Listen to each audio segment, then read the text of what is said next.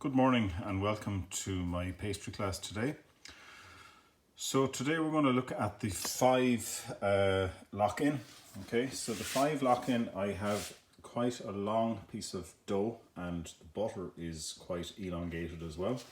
To give you temperatures, here we go, my dough is at 2 and my butter is at 9.4, okay? Can you see that?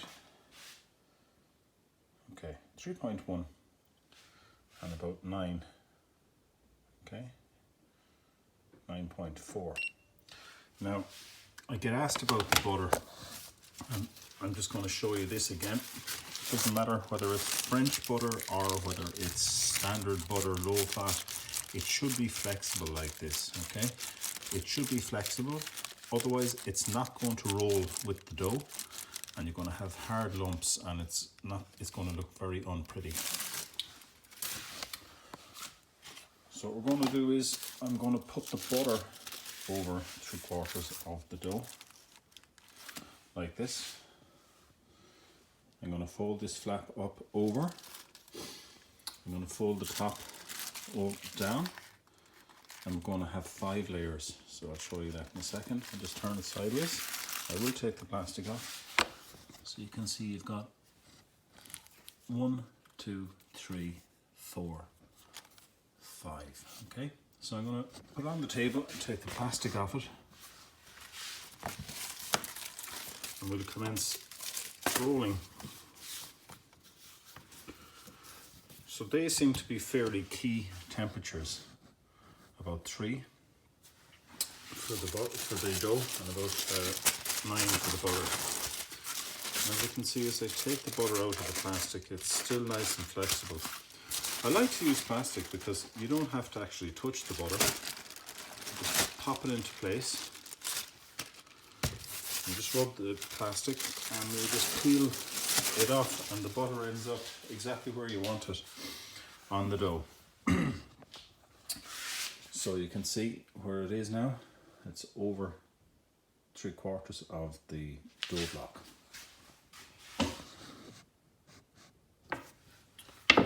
So I'm going to fold this up and just pull it gently, keep it nice and square. Okay, I'll just move this here so you can see where I'm at. And then I'm just going to square these. I'm going to fold this over.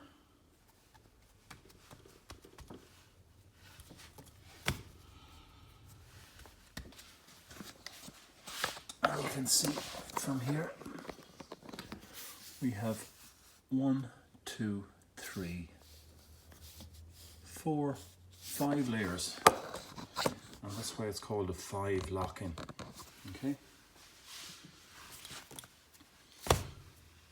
it's a little bit higher than the normal pastry when you do a 3 lock-in, so all you have to do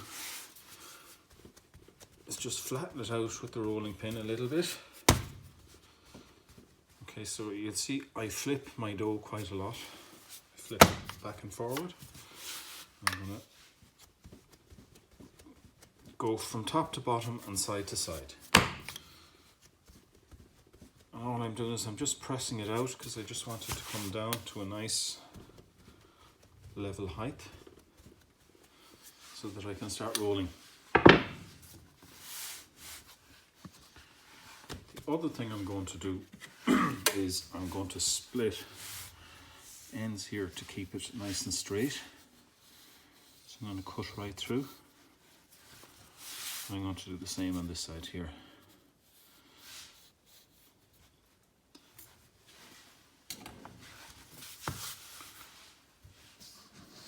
So with my rolling pin, I'm just going to roll it out to the length of my table, which is roughly 76 centimeters. Very important. As you can see, my pastry flows. It's never stuck to the table, okay? That's very, very important.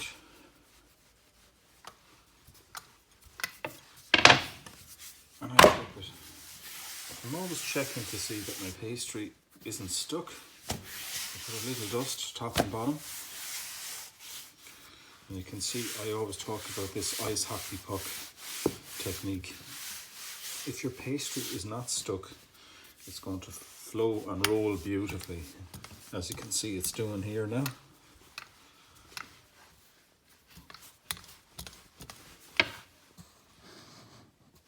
Just put it up there a little bit. You can see it. So all the time, what's happening is the butter is thinning out, the dough is thinning out, but they're doing it at the same time. So it's happening in unison. And as a result, you're forming this lovely layer of butter in between the dough.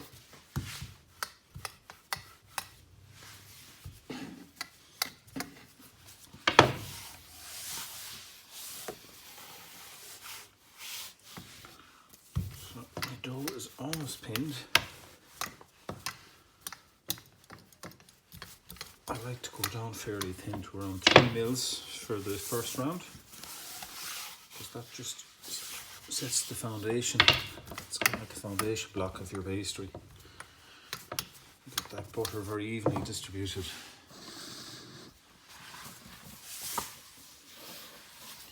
And you end up with a nice strip of dough.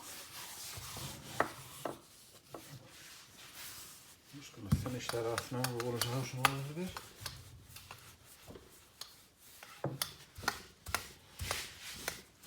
Towards myself.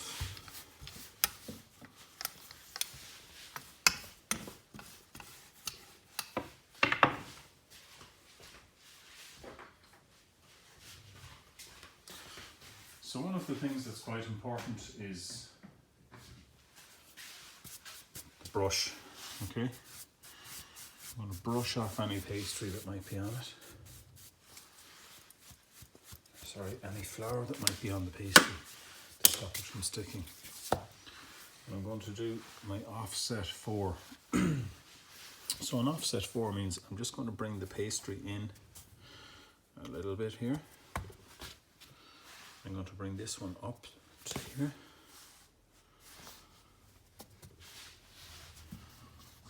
So you can see that they just don't quite merge, okay? Some people have problems with this. I'm just going to reposition the camera. So if you get to this stage, don't worry. Literally just push the two of them in together. It's fine.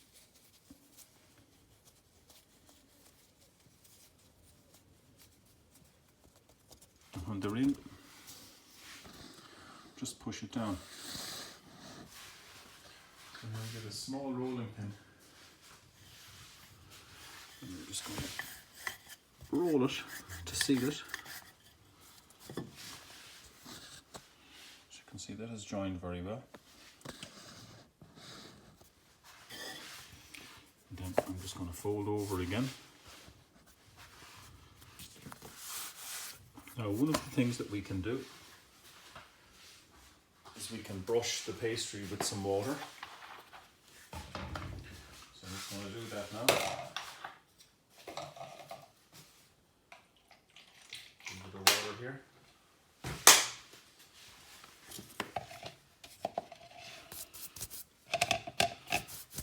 Just a very small amount. It just helps the dough to stick and keeps all the layers nice and intact.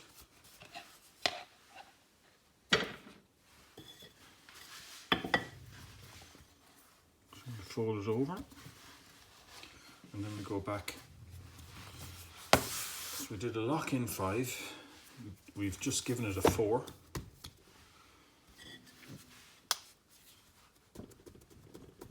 Again, I'm just pushing down on the pastry here to make sure that it sticks.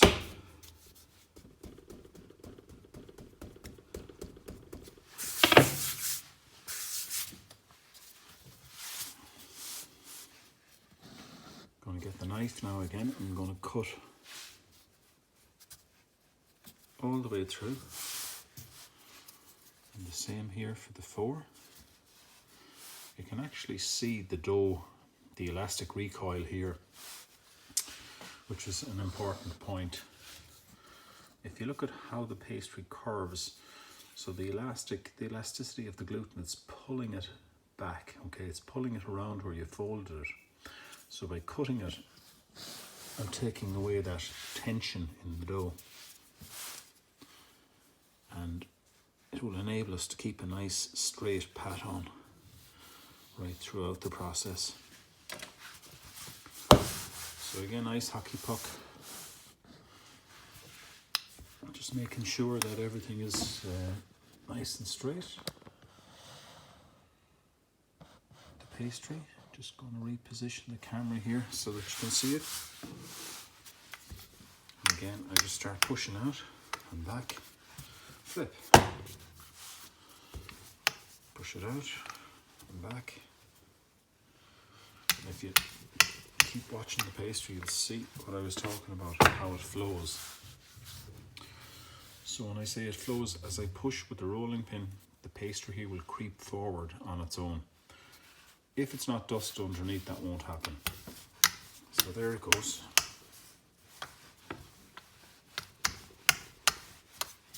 Flip it. So very quickly, I'm just going to roll through the process here and get it all finished. A little bit more dusting flour underneath. Again, I'm checking ice hockey puck.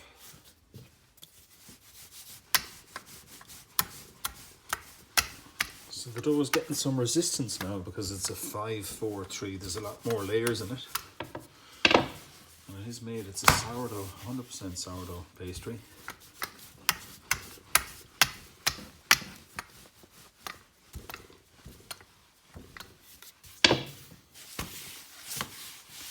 I can actually feel the dough's resistance every time I push it.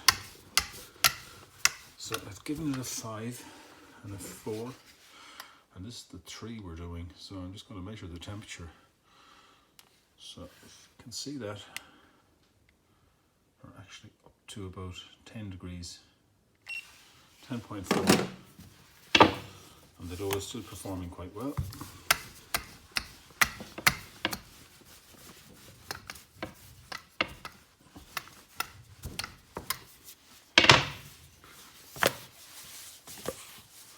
So I'm getting pretty close to where I want to be. Just a bit longer.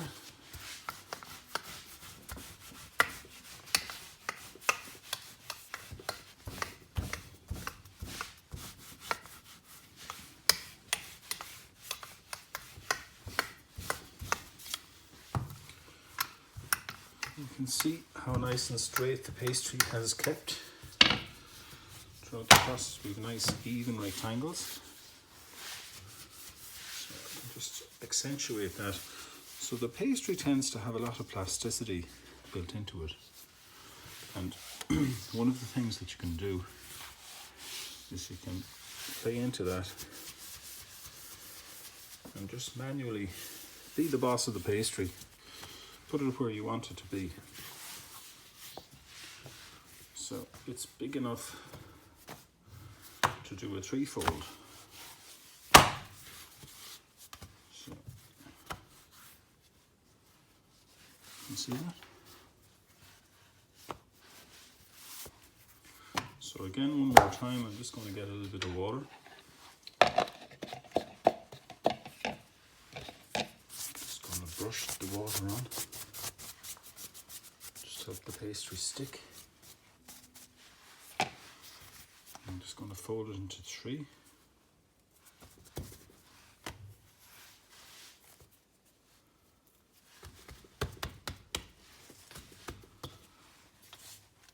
And push that down again. My rolling pin. Flip it over and do the same.